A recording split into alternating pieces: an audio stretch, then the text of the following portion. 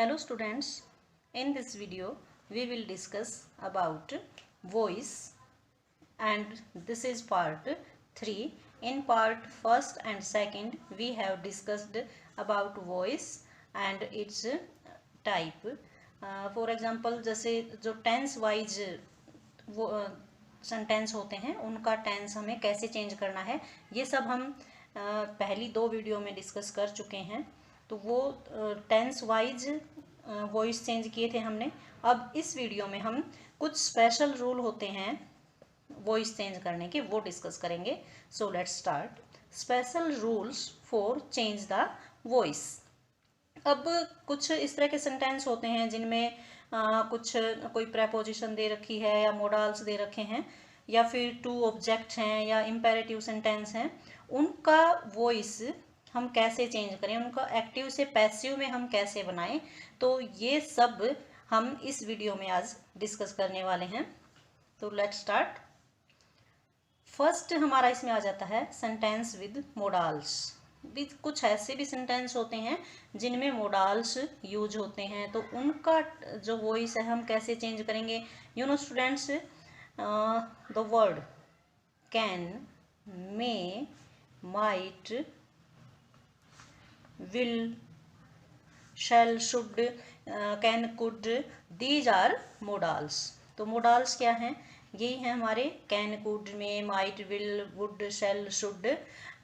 तो these are modals. अब ये मोडाल्स अगर किसी सेंटेंस में आ जाते हैं तो उसका पैसिव वॉइस हम कैसे बनाते हैं। तो जैसे जो एक्टिव वॉइस है उसका स्ट्रक्चर क्या होगा? Subject plus modal plus V1 plus object. तो इसी का जब हम पैसिव वॉइस बनाएंगे तो हमें कुछ नहीं करना है ज़्यादा, जो भी मोडाल दे रखा है उसके साथ हमें बी ऐड कर देना है। बाकी वही पैटर्न हम फॉलो करेंगे जो कि हमने वॉइस में पहले किया है। तो इसमें क्या होगा, जो ये हमारा ऑब्जेक्ट है इसको हम यहाँ ले आएंगे, पैसिव सब्जेक्ट बना देंगे। फिर द सेम मॉडल, जो मोडाल यूज हुआ है वही मोडाल हमें यहाँ रखना है। देन उसके बाद हम यूज करेंगे be and then V3, then by, and last में जो हमारा ये सब्जेक्ट था इसको यहाँ ले आएंगे, इसको हम बना देंगे यहाँ पैसिव ऑब्जेक्ट। तो यू नो स्टूडेंट्स, मोडाल्स के बाद कभी भी वर्ब की सेकंड या थर्ड फॉर्म नहीं आती। मोडाल्स के बाद हमेशा वर्ब की फर्स्ट फॉर्म ही यूज होती है। इसलिए हमें, क्योंकि पैसिव वॉइस में थर्ड फॉर्म की जरूरत पड़ती है हमें, तो इसलिए हमें मोडाल्स के बाद भी यहाँ पर लगाना पड़ता है। एग्जाम्पल देख लेते हैं हम इसके। आई मस्ट हेल्प यू, यहाँ पर कौन सा मोडाल यूज हुआ है? मस्ट। तो वही पैटर्न हम यूज करेंगे। जो हमारा ऑब्जेक्ट है उसको देखेंगे पहले। ऑब्जेक्ट हमारा इसमें क्या था? यू है, तो इस यू को यहाँ सब्जेक्ट बना लेंगे। अब जो यू है ना, यू यहाँ पर ऑब्जेक्टिव केस में यूज हुआ है। ऑब्जेक्ट जो प्रोनाउन यू है उसका सब्जेक्टिव और ऑब्जेक्टिव दोनों ही केस यू होता है। जैसे यू, योर, यू, तो इसका सब्जेक्ट भी यही बनेगा, यू। फिर जो भी मोडाल यूज हुआ वही लगाना है, हमें अपनी तरफ से चेंज नहीं करना है उसको। तो मस्ट लगा रखा है यहाँ, तो हम भी मस्ट ही लगाएंगे। हमें तो बस क्या करना है, इस जो भी मोडाल दे रखा उसके बाद सिर्फ बी ऐड करना है उसको पैसिव बनाने के लिए। फिर वही हमारा तो वही रूल भाई, जो वर्ब है उसकी थर्ड फॉर्म हमें लिखनी है। तो यू मस्ट बी हेल्प, जो वर्ब थी उसकी थर्ड फॉर्म हेल्प्ड। फिर बाय हम लगाते ही हैं पैसिव वॉइस में।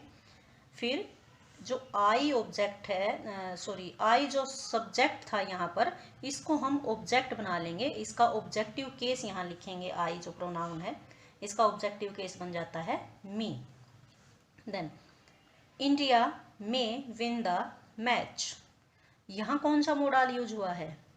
दिस इज मे। तो फिर हमें अपना ऑब्जेक्ट ढूंढना है इसमें। पहले जो ऑब्जेक्ट है ये है इसमें द मैच, इसको हम यहाँ सब्जेक्ट बना लेंगे, द मैच। फिर वही मोडाल मे यूज हुआ है तो हम मे यूज करेंगे यहाँ पर, मे। फिर उसके बाद हमें बी पुट करना है और फिर विन की थर्ड फॉर्म वन, फिर बाय, और फिर जो यहाँ सब्जेक्ट था उसको यहाँ ले आए इंडिया। तो ये तो थे मोडाल वाइज। कोई भी मोडाल दे रखा है तो उसके बाद हमें बी लगाना होता है और फिर थर्ड फॉर्म आएगी, क्योंकि एज इट इज तो उसके जस्ट बाद, मोडाल के जस्ट बाद कभी भी थर्ड फॉर्म यूज नहीं हो सकती। एक तो ये पैटर्न था। दूसरा, मोडाल के बाद हैव आ जाता है। जैसे इस स्ट्रक्चर पर भी कोई सेंटेंस होते हैं, जैसे subject plus modal plus have plus V3 plus object.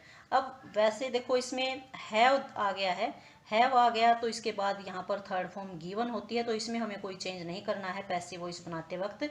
और स्टूडेंट्स, पहली जो वीडियो मैंने बनाई है वॉइस की, उसमें मैंने आपको बताया था कि हैव अगर आ जाए सेंटेंस में तो उसमें हम क्या यूज करते हैं पैसिव वॉइस बनाते वक्त। हैज है और हैड आ जाए तो क्या यूज करते हैं, बीन यूज करते हैं। तो सेम इस तरह से देखेंगे, इसमें हम जो ऑब्जेक्ट है उसको सब्जेक्ट बना दिया, प्लस जो भी मोडाल गिवन है वही, एंड हैव भी गिवन है तो हैव ही लिखेंगे हम। इसमें यह नहीं है कि अकॉर्डिंग टू अवर सब्जेक्ट हम उसको हैज बना दें, नहीं। और टेंस तो चेंज इसमें करना ही नहीं होता है, तो हैव ही रहेगा, चाहे सब्जेक्ट सिंगुलर हो चाहे प्लूरल हो। फिर बीन हम लगाते हैं जब भी हैज हैव और हैड गिवन होते हैं एक्टिव वॉइस में, और उसी सेंटेंस का हमें पैसिव वॉइस बनाना है तो बीन उसमें ऐड किया ही जाता है। देन V3, जो भी वर्ब दी हुई है वही हमें एज इट इज लिख देनी है यहाँ पर, उसमें और कोई चेंज नहीं करना होता, क्योंकि ऑलरेडी थर्ड फॉर्म ही होती है इसमें। Then by and then object. So इसके एग्जाम्पल देख लेते हैं हम एक बार।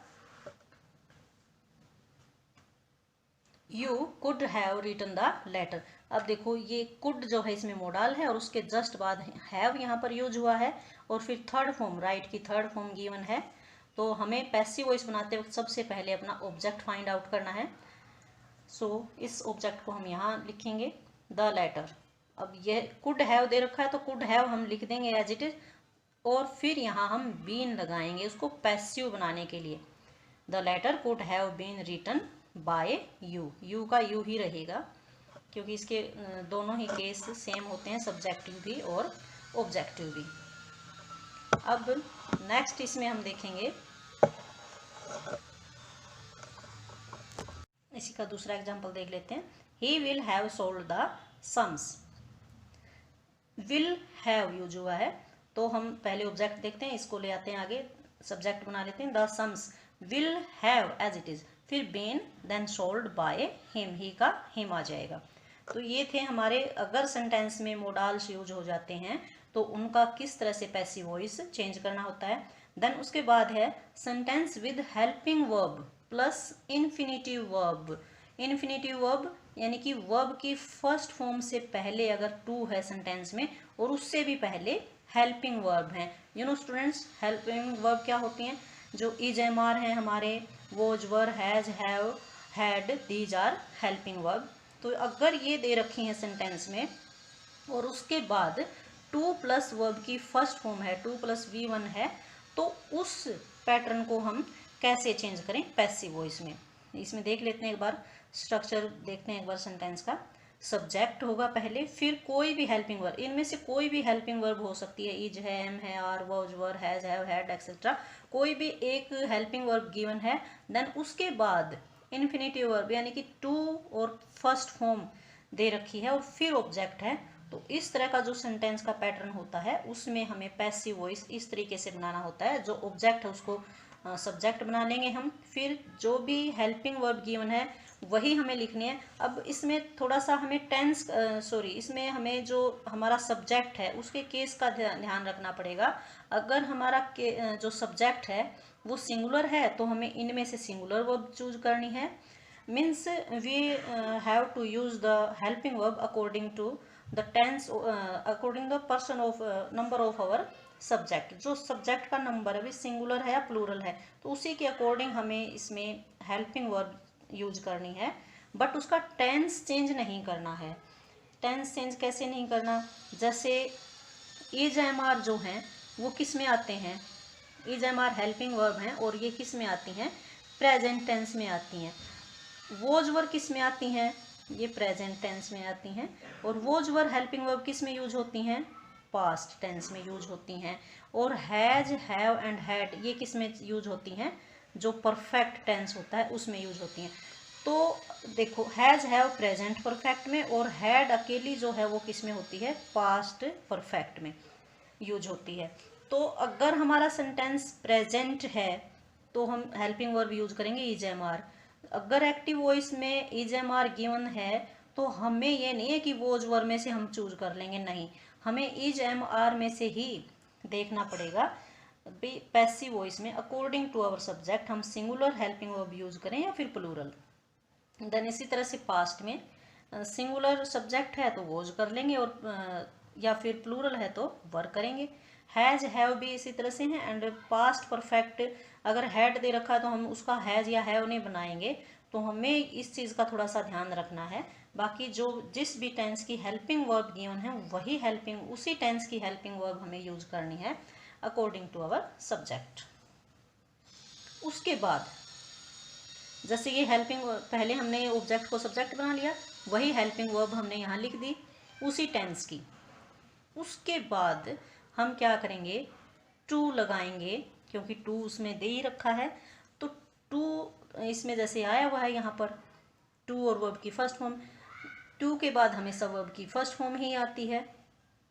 तो इस कंडीशन में हमें क्या करना पड़ेगा, क्योंकि पैसिव वॉइस के लिए तो V3 कंपलसरी है भाई, तो V3 बनाने के लिए टू के बाद हम बी लगाएंगे, टू के बाद बी, फिर वही जो वर्ब है उसकी थर्ड फॉर्म हम यहाँ लिख देंगे, देन बाय, देन जो भी हमारा यहाँ सब्जेक्ट था उसको हम यहाँ ऑब्जेक्ट बना देंगे। तो ये पैटर्न हम इसमें फॉलो करने वाले हैं।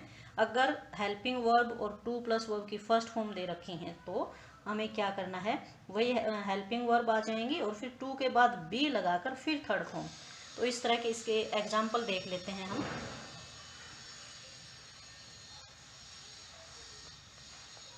यहाँ देख लेते हैं एक्टिव वॉइस में, I am to write a book, I am. अब ये देखो आई के अकॉर्डिंग हेल्पिंग वर्ब आई है। अब ये टेंस कौन सा बन गया, एम है तो ये प्रेजेंट टेंस बन गया है। तो आई एम टू और फिर V1 देन ऑब्जेक्ट। तो इस तरह का ये पैटर्न है इसमें। हम फिर इसमें कैसे करेंगे, सब्जेक्ट को ऑब्जेक्ट को सब्जेक्ट बना लेते हैं, अ बुक। अब देखो यहाँ आई के according am helping verb use हुई थी, प्रेजेंट में कौन सी हेल्पिंग वर्ब यूज होती हैं, यही होती हैं, इज, एम एंड आर। तो इन्हीं में से हमें चूज करनी पड़ेंगी। ये नहीं है कि वोज यूज कर लेंगे या वर यूज कर लेंगे, हैज या हैव, नहीं, ऐसा नहीं करना है इसमें, बट इस चीज़ का थोड़ा सा ध्यान रखना है। तो अ बुक के अकॉर्डिंग हम इज लगाएंगे यहाँ पर, इज एम आर में से। फिर उसके बाद टू था तो हम भी टू लिख देंगे यहाँ पर, और फिर वर्ब की फॉर्म चेंज करने से पहले हम बी लगा लेंगे, देन इसी की थर्ड फॉर्म हम यहाँ पर लिख देंगे, फिर बाय और फिर अवर ऑब्जेक्ट, आई का हमने मी बना दिया। फिर एक और सेंटेंस देख लेते हैं इसका, he was to speak the truth. तो इसमें क्या आ जाएगा, द ट्रूथ वॉज। वॉज क्यों लगाया, क्योंकि इसमें वॉज दे रखा था तो ये पास्ट टेंस था, हमारा पास्ट टेंस था, तो इस वजह से हमने भी यहाँ according to the truth we use here was, then to, then be, और फिर स्पीक की third form spoken by him. एक और इसका एग्जांपल देख लेते हैं हम, she has to buy a new table. Has आया है इसमें, तो ये कौन सा टेंस बन गया हमारा, present perfect tense, to buy a new table. वैसे तो देखो हैज हैव हैड के बाद हमेशा थर्ड फॉर्म आते हैं, बट इसके जस्ट बाद टू आया इसलिए यहाँ पर V1 यूज हुई है। अ न्यू टेबल, हैज, अगर यहाँ पर हमारा सब्जेक्ट प्लूरल होता ना तो हम यहाँ हैव लगा सकते थे, बट यहाँ पर भी हमारा सब्जेक्ट सिंगुलर ही है, सो हमने यहाँ पर हैज यूज किया है। टू बी, बी लगा लिया हमने यहाँ पर, और फिर बाय की जो थर्ड फॉर्म है बोट वो हमने यूज कर ली यहाँ पर, फिर बाय और सी का ऑब्जेक्टिव केस हर हमने यहाँ पर लगा लिया। तो ये तो थे अगर हेल्पिंग वर्ब और टू प्लस V1 दे रखी है तो ऐसे सेंटेंस का पैसिव वॉइस कैसे बनाएं। देन नेक्स्ट आ जाता है हमारा सेंटेंस विद टू ऑब्जेक्ट्स। कई इस तरह के सेंटेंस होते हैं जिसमें दो ऑब्जेक्ट गिवन होते हैं, दो ऑब्जेक्ट होते हैं उसमें, तो वो उसमें से डेफिनेटली एक तो वो जो ऑब्जेक्ट मिलेगा वो हमारा इनडायरेक्ट ऑब्जेक्ट होगा और दूसरा हमारा डायरेक्ट ऑब्जेक्ट होगा। जो इनडायरेक्ट ऑब्जेक्ट होता है ना वो हमेशा जो लिविंग थिंग है, जैसे हम कह सकते हैं जो पर्सनल प्रोनाउन है हमारे वो यूज होते हैं, जैसे मी, अस, हर, इस तरह के जो यानी कि जो पर्सनल प्रोनाउन हैं वो होते हैं हमारे इनडायरेक्ट ऑब्जेक्ट। यू भी आ जाएगा इसमें, हिम आ जाएगा। ऑब्जेक्टिव केस ही लेना है यानी कि प्रोनाउन के, ये सब के सब होते हैं इनडायरेक्ट ऑब्जेक्ट। और डायरेक्ट ऑब्जेक्ट में क्या आता है, डायरेक्ट ऑब्जेक्ट में आ जाती हैं जैसे जो निर्जीव चीज़ें, जैसे पेन हो गया, बुक हो गया, लेटर है, बॉक्स है, कुछ भी इस तरह का जो कि नॉन लिविंग है, तो ये ऑब्जेक्ट हमारे डायरेक्ट ऑब्जेक्ट होते हैं। तो जब हमारा सेंटेंस इस स्ट्रक्चर पर बेस्ड हो कि सब्जेक्ट, फिर वर्ब, फिर इनडायरेक्ट ऑब्जेक्ट और फिर देन डायरेक्ट ऑब्जेक्ट, इस तरह के यानी इसमें दो ऑब्जेक्ट बन गए, तो हमें फिर क्या करना पड़ेगा भाई, ऑब्जेक्ट को ही हम सब्जेक्ट बनाते हैं ना, तो यहाँ पर थोड़ी सी ये प्रॉब्लम आ जाती है कि कौन से ऑब्जेक्ट को उठाएं हम। तो ये जो इस तरह के सेंटेंस हैं वो दोनों ही तरीकों से बन जाते हैं। इसमें हम या तो इनडायरेक्ट ऑब्जेक्ट को पहले उठा लें या फिर डायरेक्ट ऑब्जेक्ट को पहले उठा लें। तो ये कैसे लिखते हैं हम, अगर हम इनडायरेक्ट ऑब्जेक्ट को उठाते हैं तो कैसे सेंटेंस चेंज होगा, अगर हम डायरेक्ट ऑब्जेक्ट को उठाते हैं तो उसका पैटर्न क्या होगा, वो हम इसमें अब देख लेते हैं। अब देखते हैं एक बार, जैसे वी पुट preposition to या for before indirect object in passive voice। जो अगर हम पैसिव वॉइस बना रहे हैं और उस सेंटेंस में दो ऑब्जेक्ट हैं, अगर हमें इनडायरेक्ट ऑब्जेक्ट को बीच में लिखना पड़ रहा है, मीन्स यहाँ पर कहने का ये है कि अगर हम इनडायरेक्ट ऑब्जेक्ट को सब्जेक्ट नहीं बना रहे हैं तो इनडायरेक्ट ऑब्जेक्ट को हम बीच में ही रखेंगे, जहाँ पर है वो गिवन है, जैसे यहाँ होता है ये, तो इससे पहले हमें प्रेपोजिशन यूज करनी पड़ेंगी टू या फिर फोर। अब टू या फोर डिपेंड करता है कि सेंटेंस का टाइप कैसा है, या तो टू यूज होगी या फिर फोर प्रेपोजिशन यूज होती है इनडायरेक्ट ऑब्जेक्ट से पहले। अगर हम इनडायरेक्ट ऑब्जेक्ट को ही सब्जेक्ट बना लेते हैं देन कोई भी प्रेपोजिशन हम उसमें फिर यूज नहीं करनी पड़ती है। एक बार देखते हैं इसके example. The teacher taught her English, the teacher taught her English. अब इसमें देखो दो जो है ऑब्जेक्ट हैं, अब इसमें द टीचर क्या है, काम करने वाला है, सो दिस इज सब्जेक्ट। अब टोट क्या होगी, वर्ब होगी, हर ऑब्जेक्ट है और इंग्लिश इज ऑल्सो ऑब्जेक्ट है। अब फिर यहाँ पर हर कौन सा ऑब्जेक्ट है, मैंने आपको बताया था कि जो प्रोनाउन से जो ऑब्जेक्ट बनते हैं वो क्या होते हैं, हमारे इनडायरेक्ट ऑब्जेक्ट होते हैं। तो इसमें हर क्या है, हमारा इनडायरेक्ट ऑब्जेक्ट है, एंड इंग्लिश जो है वो हमारा क्या है, डायरेक्ट ऑब्जेक्ट है। तो अगर हम सबसे पहले ये जो है हमारा इनडायरेक्ट ऑब्जेक्ट, इसको उठाते हैं, इसको सब्जेक्ट बनाएंगे, तो उसका पैटर्न क्या होगा। तो हर है, हर का सब्जेक्टिव केस क्या बनेगा, सी, सी आ गया। अब बाकी जो रूल है ना वो हमें पहले वाला ही यूज करना। अब यहाँ टोट जो है ना वो सेकंड फॉर्म है, V2 गिवन है यहाँ पर, V2 के अकॉर्डिंग हम क्या यूज करेंगे, हेल्पिंग वर्ब। जैसे V2 यानी कि पास्ट टेंस, पास्ट टेंस के लिए हम हेल्पिंग वर्ब क्या यूज करते हैं, वोज या वर्ब में से, तो इसमें वोज आ जाएगी अकॉर्डिंग टू सी। फिर थर्ड फॉर्म भी सेम होती है इसकी, टोट। फिर जो ये ऑब्जेक्ट है हमारा डायरेक्ट ऑब्जेक्ट, इसको वर्ब के जस्ट बाद लिखेंगे हम, देन बाय। जो हमारा रूल है ना वही, उसी को ही फॉलो करेंगे हम, जो भी पहले पैटर्न था इसका वही यूज करने वाले हैं इसमें भी। तो सी को, सी का हर बना दिया, हर का सी बना दिया, वोज हमने according to tense helping verb use कर दिया अपनी तरफ से। फिर V3 यूज की हमने। फिर जो इसमें क्या चेंज हुआ है, हल्का सा बस ये चेंज हुआ है कि एक और ऑब्जेक्ट था यहाँ पर, उसको हमने वर्ब के जस्ट बाद लिख दिया। देन बाय हम लगाते ही हैं, फिर ये जो सब्जेक्ट था इसको यहाँ ऑब्जेक्ट बना दिया, बस इतना सा ही चेंज हुआ है। फिर इसका दूसरा टाइप, अगर हम जो हमारा डायरेक्ट ऑब्जेक्ट है इंग्लिश, इसको हम सब्जेक्ट बनाएं तो कैसे चेंज होगा। तो इसको लिख लेते हैं यहाँ पर इंग्लिश, इंग्लिश के अकॉर्डिंग भी वो जाएगा। अगर यहाँ प्लूरल होता तो वो वर आ जाता, English was taught, third form लिखनी है हमें उसमें। फिर इसमें जब, जैसे मैंने आपको बताया था कि अगर इनडायरेक्ट ऑब्जेक्ट बीच में आता है, अब ये हर है ना, यहाँ पर हर रह गया है, तो इस इनडायरेक्ट ऑब्जेक्ट से पहले प्रेपोजिशन टू या हर में टू या फोर में से कोई एक यूज करनी है तो यहाँ पर टू आ जाएगा। प्रेपोजिशन हमने कौन सी यूज कर ली, टू।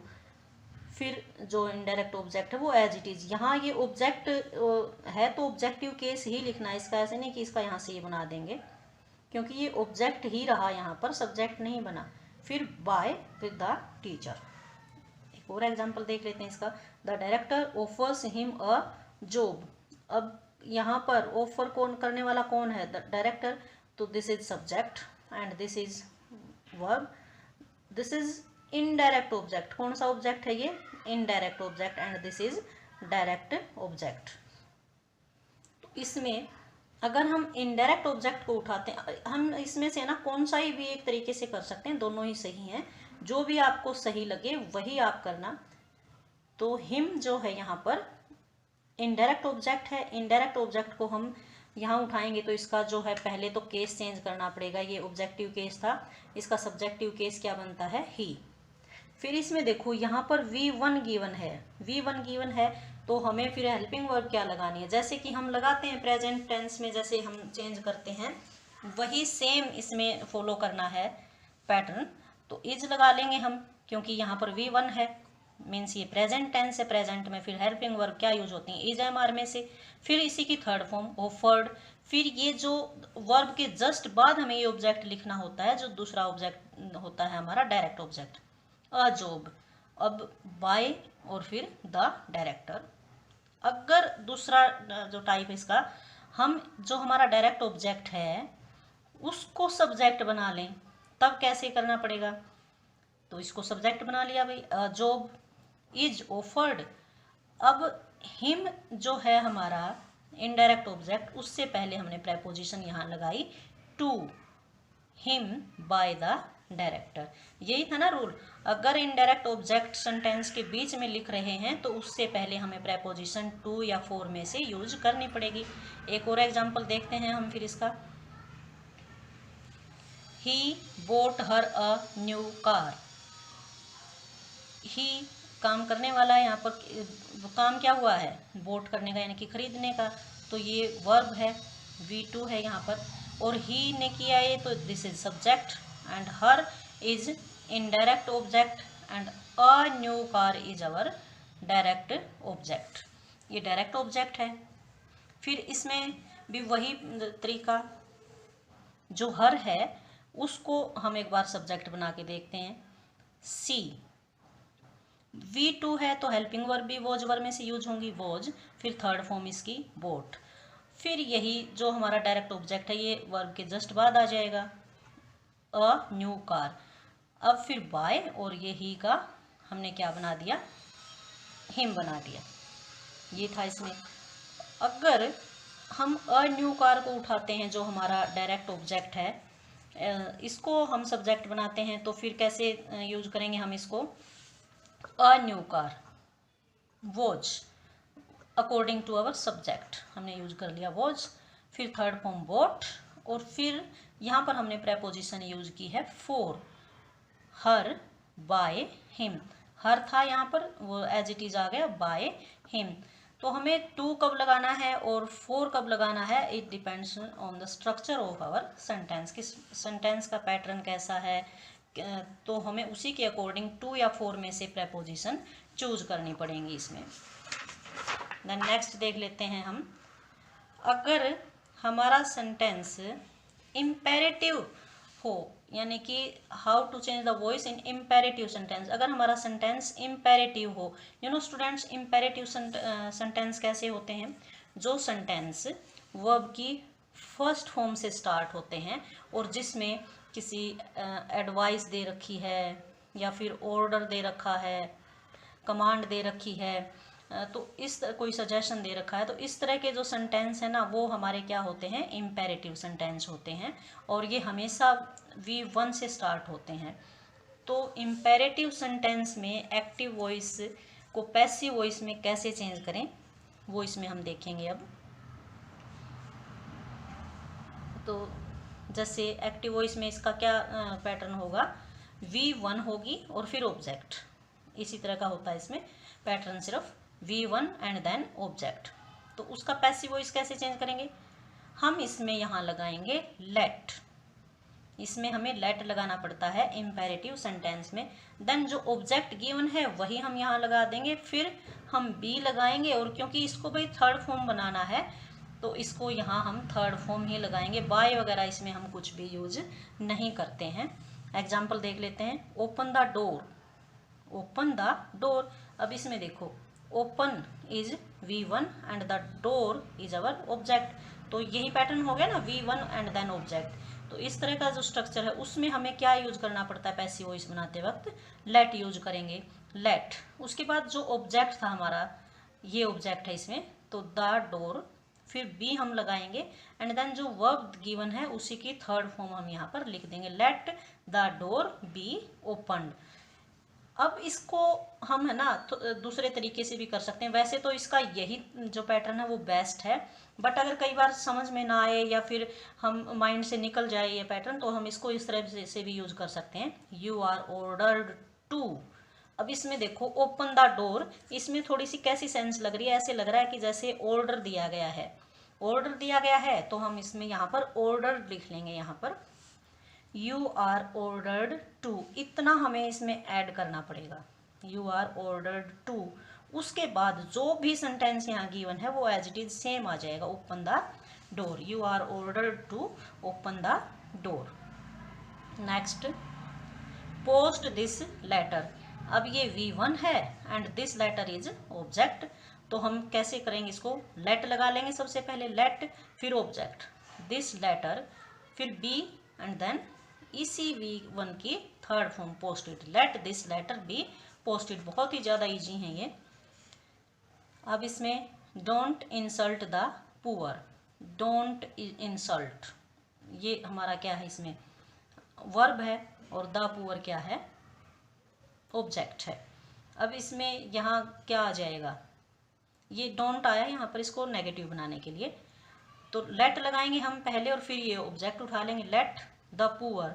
अब ये डू का इसमें कोई रोल नहीं है ज़्यादा, इसमें ये सिर्फ नेगेटिव बनाने के लिए आया है इसको, तो इसको नहीं देखना हमें, सिर्फ इस नोट को उठाएंगे, let the poor not be insulted, let the poor not be insulted. तो ये इस तरह से हो जाएगा। अगर कोई इम्पेरेटिव सेंटेंस हो और उसमें हमें लगे कि कोई एडवाइस दे रखी है, कोई एडवाइस दे रखी है, तो उसमें हम क्या करेंगे, इसमें देखो help the helpless, help the helpless, लग रहा है ना ये सेंटेंस पढ़ने से कि इसमें कोई एडवाइस दी गई है, तो एडवाइस दी गई है तो उसमें एडवाइस देने के लिए हम, पता ही है आप लोगों को कि हम शुड जो मोडाल है वो यूज करते हैं।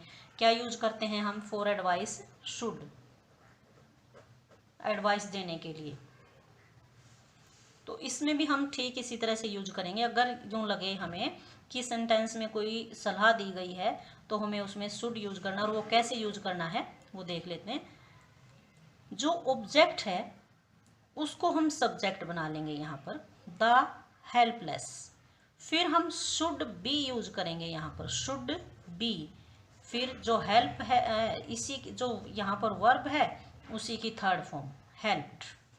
तो कैसे हो बना ये पैटर्न, ये था हमारा, ये थी हमारी V1, then this is our object, तो ऑब्जेक्ट को उठा के यहाँ सब्जेक्ट बना दिया, द हेल्पलेस, और हमने इसमें क्या यूज किया है, शुड बी यूज किया। क्यों यूज किया, क्योंकि हमें लग रहा था भाई इसमें एडवाइस दे रखी है और एडवाइस देने के लिए शुड जो है ना मोडाल द बेस्ट है, तो हम इसमें शुड बी लगा लेंगे और फिर इसी की थर्ड फॉर्म हेल्प। मोडाल हो गया शुड, और मोडाल है तो उसके बाद थर्ड फॉर्म या सेकंड फॉर्म तो आ नहीं सकती, उसके जस्ट बाद तो फर्स्ट फॉर्म ही आती है, इसलिए हमने यहाँ पर बी भी लगाया, क्योंकि V third is compulsory for passive voice. Love your country, ये भी ऐसे ही लग रहा है कि एडवाइस दी गई है हमें, तो your country should be loved. अब जैसे हम बोल देते हैं रिस्पेक्ट योर एल्डर्स, तो यहाँ पर भी ऐसे लग रहा है भी सलाह दी गई है, तो हम उसमें उसको कैसे बना लेंगे, your elders should be respected. Then next देख लेते हैं हम फॉर रिक्वेस्ट। अगर रिक्वेस्ट की गई है, इस तरह का इम्पेरेटिव सेंटेंस है कि लग रहा है कोई रिक्वेस्ट की गई है, तो उसमें दो वर्ड यूज होते हैं रिक्वेस्ट के लिए, एक तो प्लीज़ और एक काइंडली। अगर ये वर्ड गिवन है सेंटेंस में तो हमें समझ जाना चाहिए कि यहाँ पर रिक्वेस्ट की गई है। अब रिक्वेस्ट की गई है तो हम भी सेंटेंस को किस तरह से चेंज करेंगे, रिक्वेस्ट वर्ड लगाकर ही करने वाले हैं। देख लेते हैं एग्जाम्पल इसके। Please give me a pen, इसका पैसिव वॉइस। प्लीज आ गया, हमें पता चल रहा है रिक्वेस्ट की गई है, और इसका प्लीज का कोई और ज़्यादा रोल नहीं है, ये सिर्फ ये दिखाने के लिए आया कि रिक्वेस्ट की गई है, तो इसको हमें पैसिव वॉइस में यूज नहीं करना है। रिक्वेस्ट की गई है तो हम लिखेंगे यहाँ पर you are requested to, you are requested to, इतना हमें ऐड करना है। अगर प्लीज काइंडली वर्ड हमें दिख जाते हैं इम्पेरेटिव सेंटेंस में, और बाकी फिर जो है ना हमारा सेंटेंस प्लीज या काइंडली के बाद वो एज इट इज हमें लिख देना है, give me a pen, you are requested to. अब ये था ना एज इट इज, इसमें कोई चेंज नहीं करना है इसी सेंटेंस में, एज इट इज यहाँ लिख देंगे हम, गिव मी अ पेन। उसके बाद काइंडली ब्रिंग दिस बुक।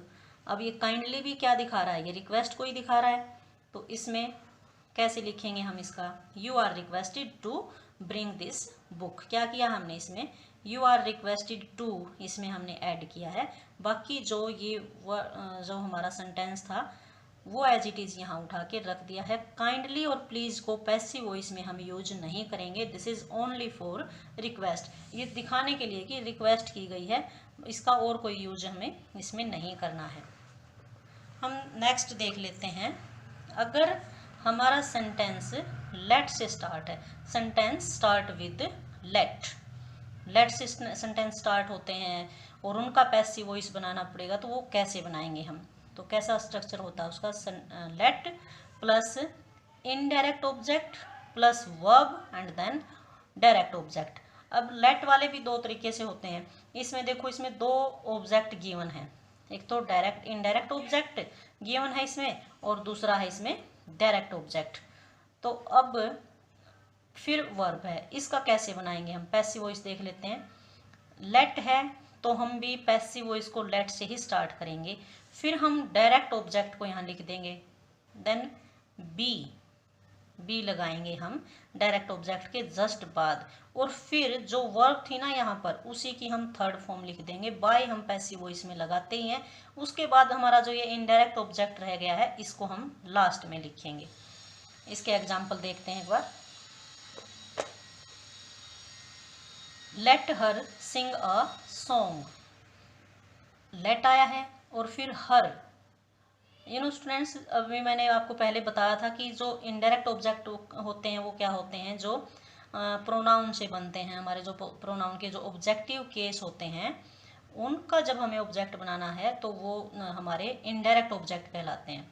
तो हर इसमें क्या है, indirect object. Sing is verb here and a song is our direct object.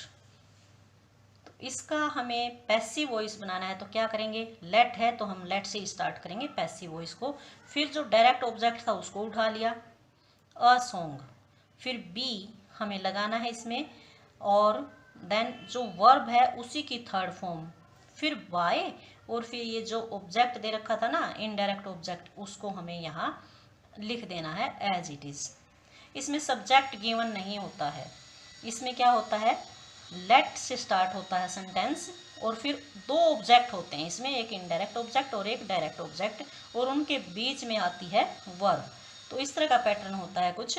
तो अब इसमें हम बाय के बाद क्या लगाते थे, यहाँ जो हमारा सब्जेक्ट होता था ना गिवन उसी का हम ऑब्जेक्टिव केस लिखते थे, और इसमें क्या है, यहाँ इनडायरेक्ट ऑब्जेक्ट है तो वही एज इट इज आ जाएगा। और लेट के बाद है ना हमेशा अगर कोई प्रोनाउन का केस आता है तो वो ऑब्जेक्टिव केस ही आता है, ये नहीं आएगा कि लेट सी, नो, इसका ऑब्जेक्टिव केस ही आएगा, चाहे लेट अस आए, लेट हिम आए, कुछ भी आए, ऑब्जेक्टिव केस का प्रोनाउन ही आता है हमेशा लेट के बाद।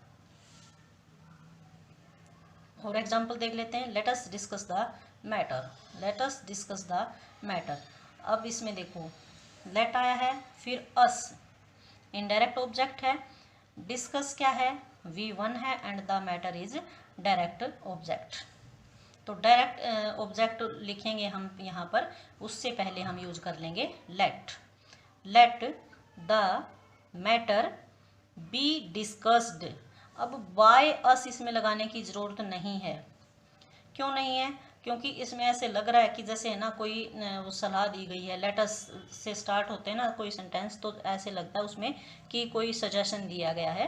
तो इसमें और दो ऑब्जेक्ट हैं, तो इसलिए हमें इसका इस तरह से बनाना है, let the matter be discussed, let us play chess, let chess be played, let us do it, let फिर ये ऑब्जेक्ट उठा लिया, इट फिर बी हम लगाएंगे अपनी तरफ से और डू की थर्ड फॉर्म डन। तो इस तरह से हमारा ये चेंज होते हैं। अब ये तो था हमारा कि लेट के बाद अगर दो ऑब्जेक्ट गिवन हैं तो उसका पैसिव वॉइस कैसे चेंज करें। अगर हमारा सेंटेंस लेट वाला इस तरह से है कि लेट आ गया, फिर उसके बाद अस है और फिर वर्ब है, उसके बाद सिर्फ वर्ब है, कोई ऑब्जेक्ट गिवन नहीं है, जैसे let us go, let us move, let us walk, इस तरह के सेंटेंस हैं, यानी कि लेट अस है स्टार्टिंग में और फिर सिर्फ वर्ब है, तो उससे हमें यूँ लग रहा है कि कोई सजेशन दिया गया है। और उसको हम कैसे चेंज करेंगे, it is suggested that, it is suggested that we should, ये इतना हमें ऐड करना पड़ेगा क्योंकि उसमें कोई ऑब्जेक्ट वगैरह दे ही नहीं रखा है, तो हमें इसमें अपनी तरफ से इतनी वर्डिंग यूज करनी पड़ेगी, it is suggested that we should, और फिर जो वर्ब गिवन है ना यहाँ पर उसी की हमें वही वर्ब लिख देनी है एज इट इज़। अब ये पहला केस है पैसिव वॉइस में, जिसमें हम पैसिव वॉइस में भी V1 ही लिख रहे हैं, अदरवाइज तो हम पैसिव वॉइस में V3 यूज करते हैं, बट यहाँ पर V1 ही यूज होगी इस तरह के पैटर्न में। एग्जाम्पल देख लेते हैं इसका, लेट अस गो, तो लेट अस गो, अब इसमें क्या है, लेट दे रखा है और ये ऑब्जेक्ट है और फिर क्या है, गो, सिर्फ इतना है, वर्ब है यहाँ पर।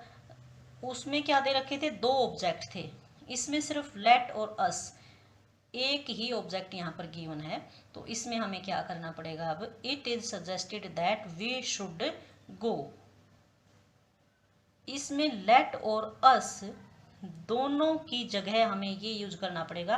अगर लेट अस के बाद सिर्फ वर्ब है और कोई अदर ऑब्जेक्ट गिवन नहीं है, जैसे देखो इसमें ऊपर वाले सेंटेंस में क्या था, लेट अस डू इट, अब लेट अस था, उसके बाद वर्ब थी, देन उसके बाद एक ऑब्जेक्ट भी तो था, डायरेक्ट ऑब्जेक्ट, इसमें ये इनडायरेक्ट ऑब्जेक्ट है एंड देन ये डायरेक्ट ऑब्जेक्ट है, दो ऑब्जेक्ट गिवन है, तो हमने ये पैटर्न यूज किया। बट यहाँ क्या है, लेट अस के बाद सिर्फ वर्ब है, इसमें डायरेक्ट ऑब्जेक्ट गिवन ही नहीं है, तो इसलिए हमें अपनी तरफ से इसमें ये वर्ड यूज करने पड़ेंगे, it is suggested that we should, यहाँ तक, फिर जो भी वर्ब है वही एज इट इज आ जाएगी। और देख लेते हैं इसका, let us sing, it is suggested that we should sing, sing verb थी तो हमने वही बस वही लिख दी, और यहाँ लेट अस की जगह पर हमने क्या लगाया, it is suggested that, this is हमारा active voice and this is passive voice. Then इसके बाद कुछ सेंटेंस हमारे इस तरह से होते हैं जो हु से स्टार्ट होते हैं, जो क्वेश्चन वर्ड जो होते हैं उनसे स्टार्ट होते हैं, तो उनका एक्टिव वॉइस को पैसिव वॉइस में चेंज कैसे करना है वो इसमें देख लेते हैं। हु से अगर सेंटेंस स्टार्ट है हमारा तो वो किस में चेंज हो जाएगा, हु बाय में, किस में चेंज होगा, हु बाय में। पहले जो है ना हु से अगर सेंटेंस स्टार्ट होते थे तो उसको हम बाय होम में चेंज कर देते थे, बाय होम में, दोनों ही सही हैं बट आजकल इसका ज़्यादा यूज होता है हु बाय का। विच से अगर सेंटेंस स्टार्ट है तो उसमें पैसिव वॉइस में हम क्या यूज करेंगे, बाय विच या फिर विच बाय, बाय विच या विच बाय, इस तरह से। और अगर होम से स्टार्ट है तो क्या यूज करेंगे, हु बाय। तो ये वाला पैटर्न हमें यूज करना पड़ेगा अगर जो हमारे इंटेरोगेटिव सेंटेंस हैं और वो WH फैमिली से स्टार्ट हैं। तो इसके हम एग्जाम्पल देख लेते हैं एक बार, जैसे who taught you English, who taught you English, इसमें देखो ये WH वर्ड से स्टार्ट है और टोट यहाँ V2 दे रखी है and this is our subject and this is our object. Then इसका क्या होगा, जो हमारा हु था उसको हम हु ही रखेंगे यहाँ पर एज इट इज हु। अब यू के अकॉर्डिंग हेल्पिंग वर्ब क्या आएगी, वोज या वर में से। वोज या वर में से क्यों आएगी, क्योंकि टोट है यहाँ पर। टोट क्या है, V2 है। V2 के अकॉर्डिंग हम इसमें क्या लगाएंगे, वर। वर हमने यहाँ क्यों लगाया, because this is interrogative sentence, and in interrogative sentence we put helping verb before our subject।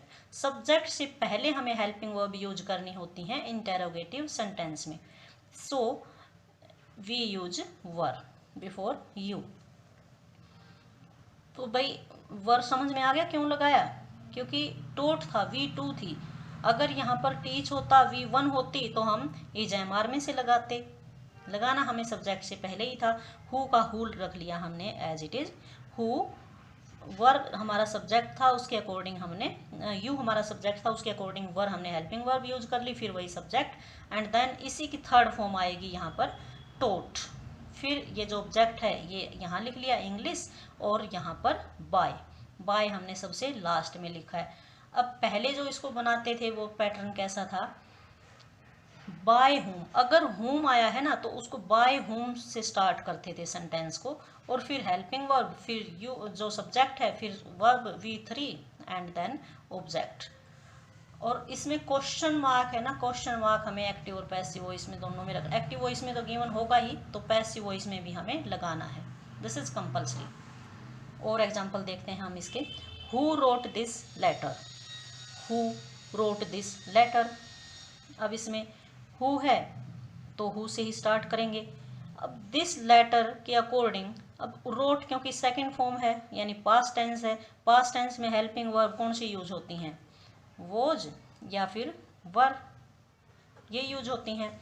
तो वोज वर में से according to the letter we use was. And then third form write, wrote की third form written. जैसे write की third form क्या हो जाएगी, written. यहाँ पर V2 गिवन है तो यहाँ पर हम थर्ड फॉर्म लिखेंगे रिटन बाय, और फिर लास्ट में क्वेश्चन मार्क। बाय हम यहाँ पर अकेला छोड़ देते हैं। देन ये तो थे हु से। अब अगर विच से सेंटेंस स्टार्ट है तो उसको कैसे करेंगे, which teacher taught you, which teacher taught you. Taught यहाँ पर भी वही V2 है, तो हम हेल्पिंग वर्ब यूज करेंगे वो वर में से, दिस इज पास्ट टेंस।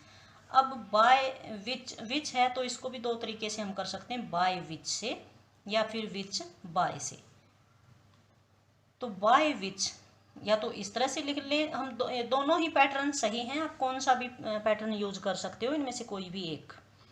विच है तो हम इसको बाय विच से स्टार्ट कर सकते हैं, या फिर विच बाय वाला पैटर्न इसमें फॉलो कर सकते हैं। इसमें हमने बाय विच से स्टार्ट किया पहले। बाय विच टीचर, सब्जेक्ट क्या था हमारा, teacher. Were you taught, by which teacher were you taught, by which teacher.